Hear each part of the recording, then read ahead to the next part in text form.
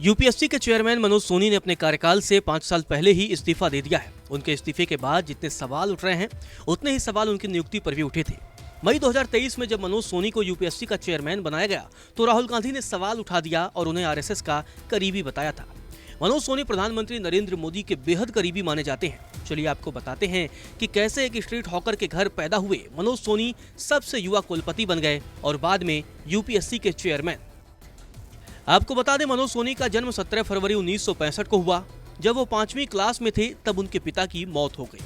उनके पिता मुंबई की गलियों में कपड़े बेचा करते थे। पिता की असामयिक मौत के बाद मनोज सोनी ने परिवार को संभालने और अपनी पढ़ाई के खर्च पूरे करने के लिए मुंबई की चालों में अगरबत्तियां बेचनी शुरू कर दी।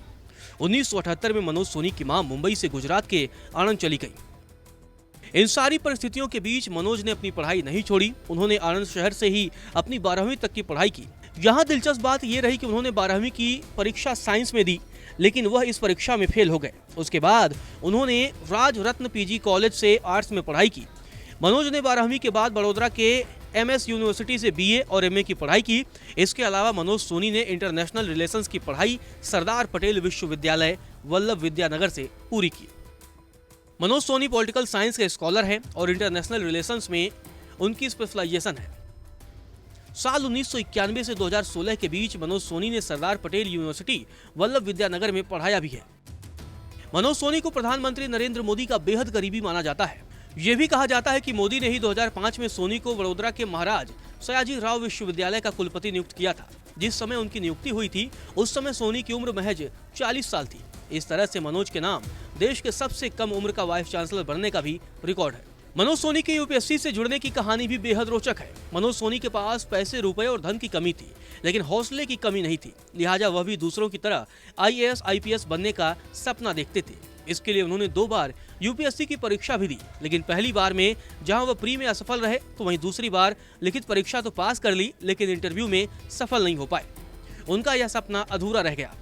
इसे किस्मत कहें या इत्तेफाक, मनोज सोनी जिस यूपीएससी की परीक्षा में 2 बार असफल रहे, साल 2017 में उन्हें उसी यूपीएससी का चेयरमैन बनने का मौका मिला।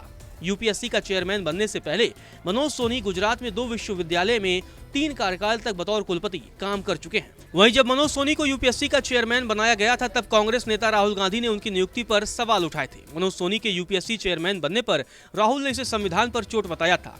उन्होंने सोनी को आरएसएस का करीबी बताया था। कांग्रेस नेता ने कहा था कि मनोज सोनी के अध्यक्ष बनने का मतलब है कि UPSC union public service commission की जगह यूनियन प्रचारक संघ कमीशन बन जाएगा।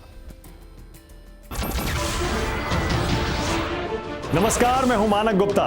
अगर आपको हमारा ये वीडियो पसंद आया हो तो इसे लाइक और शेयर जरूर करें और हाँ, हमें सब्सक्राइब और फॉलो करना ना भूलें ताकि आप देश और दुनिया की कोई खबर मिस ना करें। तो जुड़े रहिए हमारे साथ और देखते रहिए न्यूज़ 24।